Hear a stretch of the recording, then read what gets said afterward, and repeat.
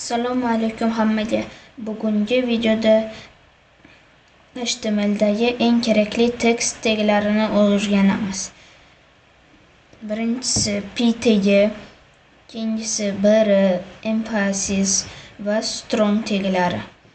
Agar frontendni endi boshlayotgan bo'lsangiz, bu taglar sizga juda ham kerak bo'ladi. Birinchi bo'lib biz o'zimiz yaratgan pakkani VS Code'da ochib olamiz.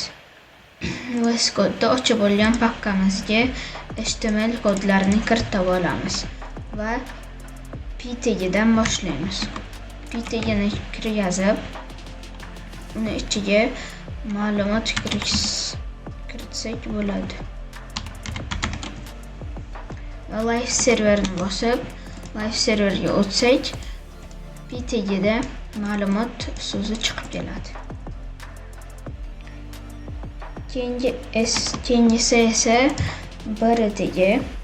Uni emphasis va strong taglaridan keyin ko'rsatib o'taman. Ular bu nimaga kerakligini shunda tushunib olasiz. Emphasis bu italik qilib yozaveradi.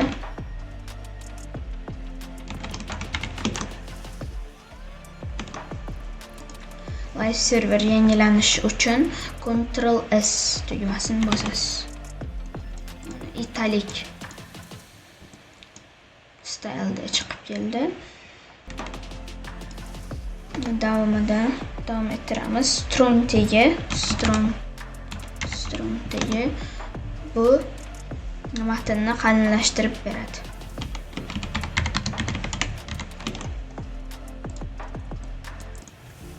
Ko'rib turganingizdek, ikkita emphasis va strong taglari ketma-ket chiqib qoldi. Bir tagini yozib, break qilsak, pastga tushadi. Undan ko'p ishlatsak, u pastga tushib ketaveradi.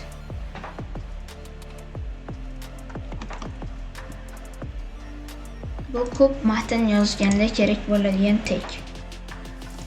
Masalan, keyingi taglarimiz, biz birinchi bo'lib yozgan tagimiz H1 tagi eng katta heading.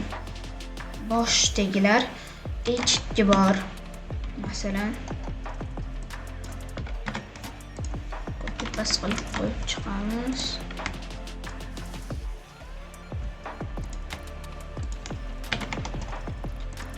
H3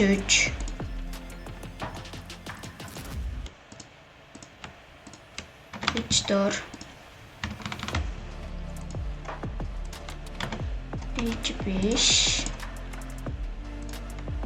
H6. Ikkita kursor qilish uchun Alt tugmasini bosib, kursoringizni bosasiz. Buni kommentariyaga olib turaman. Ctrl/. Salom dunyo, bu H1 eng kattasi, eng katta heading, bosh so'z. Bu H6. H6dan keyin hamyasi bo'ladi. Faqat oddiy p tagida chiqib qoladi. P tagiga o'xshash bo'lib chiqib qoladi.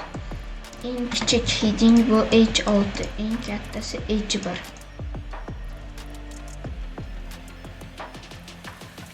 Agar video yoqqan bo'lsa, like bosib, kanalga obuna bo'lib qo'ying. Keyingi darslarda yanada qiziq HTML mavzularini o'rganamiz.